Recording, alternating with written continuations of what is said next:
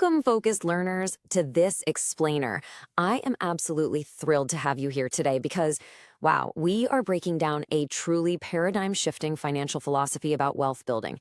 If you've ever felt like you're working incredibly hard but never quite getting ahead, well, the concepts we're going to unpack today are going to be a massive light bulb moment for you.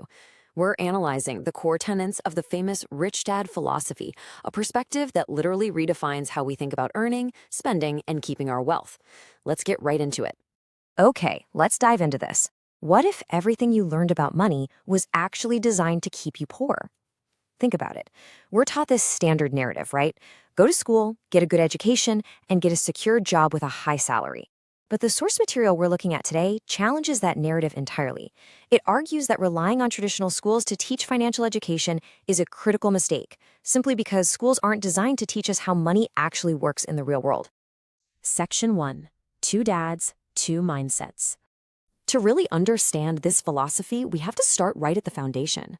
The entire premise of this explainer is built on a stark and honestly mind-blowing contrast between two very different father figures and the profoundly different advice they gave to a young boy. On one side, you have the poor dad. This man was highly educated, held a PhD, and earned a really substantial income as a teacher and government employee, yet he constantly struggled financially and ultimately left bills behind when he passed. On the flip side, you have the rich dad. This guy never even finished the 8th grade. No way, right?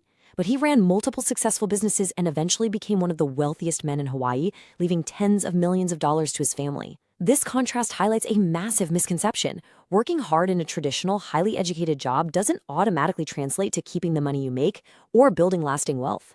Section 2. Escaping the Rat Race. You see, the rich dad didn't just give the author lectures on a chalkboard. No, he taught a 9-year-old boy his very first financial lesson through harsh, real-world experience about the reality of working for a paycheck. When the boys asked the rich dad to teach them how to make money, his response was to put them to work. He had them working in a small, unair-conditioned, incredibly dusty supermarket for just 10 cents an hour, dusting canned goods. It was grueling, it was mind-numbingly boring, and obviously extremely low-paying. After a few weeks, they were ready to quit. But when they confronted him, instead of paying them more, he offered them a series of raises, eventually tempting them with a massive $5 an hour. Now, back then, that was an absolute fortune for a kid.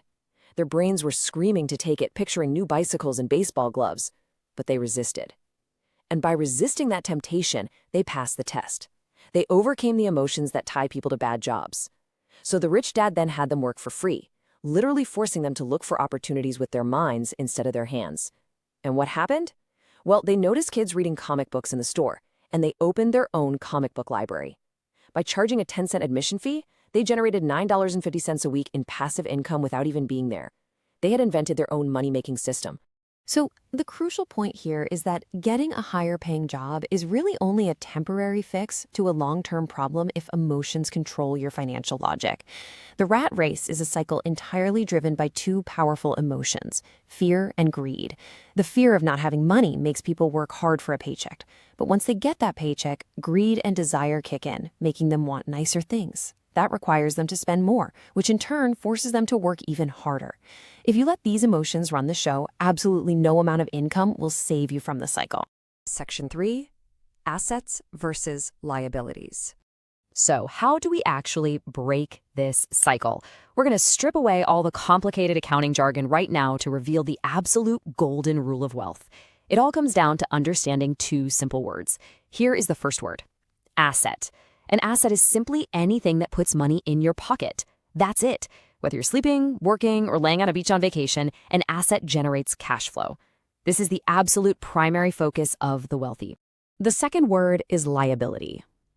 A liability is anything that takes money out of your pocket. Now, what's truly fascinating here is how the middle class fundamentally misunderstands this concept.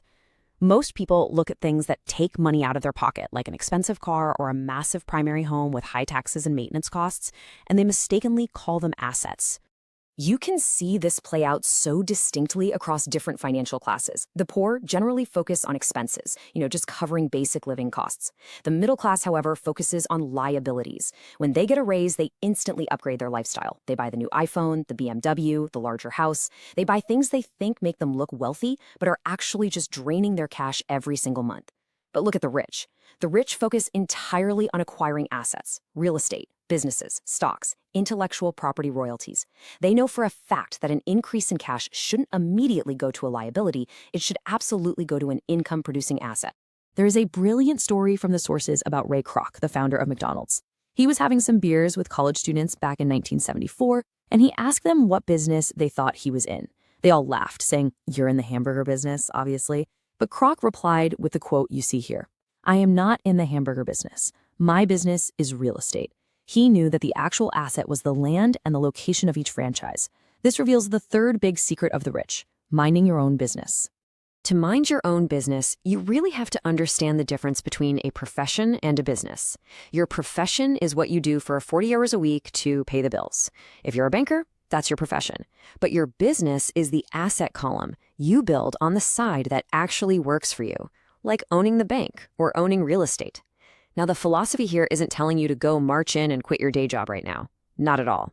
It's telling you to keep your job, keep your expenses low, but diligently separate your profession from your true business by acquiring real assets that will eventually replace your job. Section 4. The rules of the game. Taxes and corporations. Okay, let's shift gears a bit into how the wealthy play by an entirely different set of rules. We're going to impartially explore the source material's claims about how the rich navigate government taxation, which they present as a massive separator between the rich and the middle class. The sources provide a historical timeline of taxation to make their point. Get this, before 1874, there were no formal permanent income taxes, only temporary levies for things like funding wars. Then, in 1874, England made income tax a permanent levy. America followed suit a bit later in 1913. According to the text, these taxes were originally pitched to the voting masses as a way to strictly punish the rich and redistribute wealth.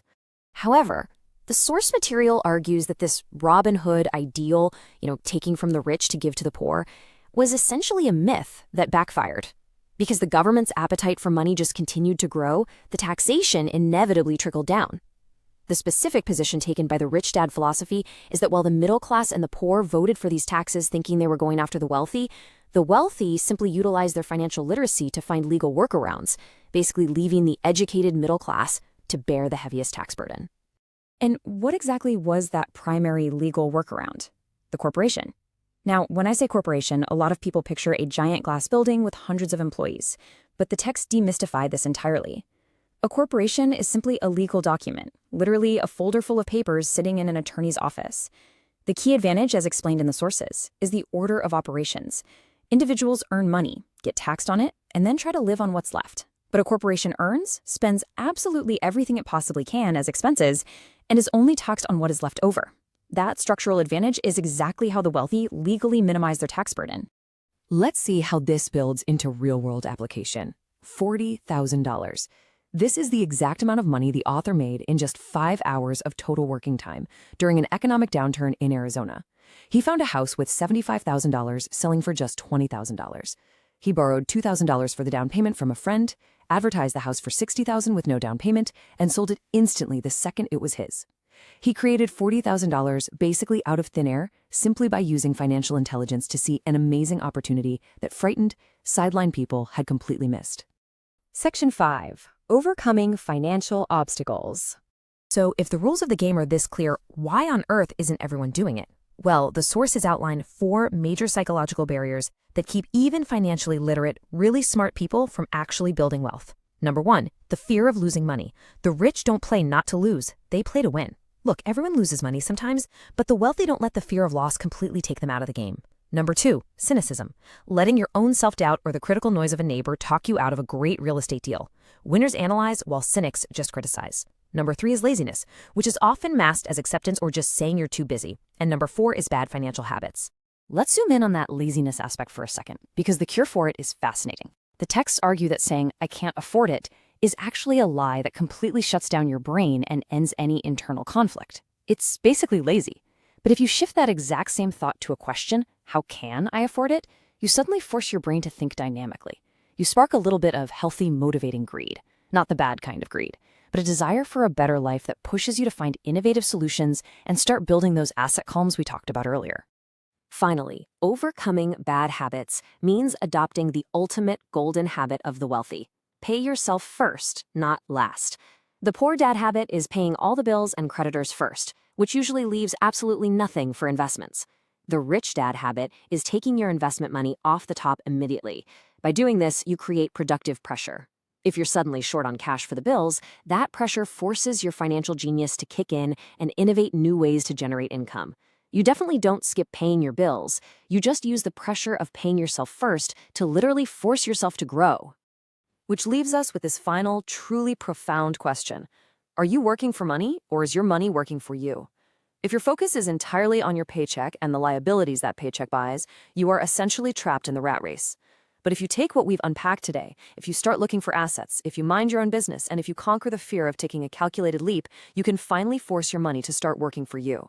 I strongly encourage you to look at your own financial life today and ask yourself which column you are really building. Thanks so much for joining me on this explainer, and I hope this sparks an entirely new way of looking at your wealth.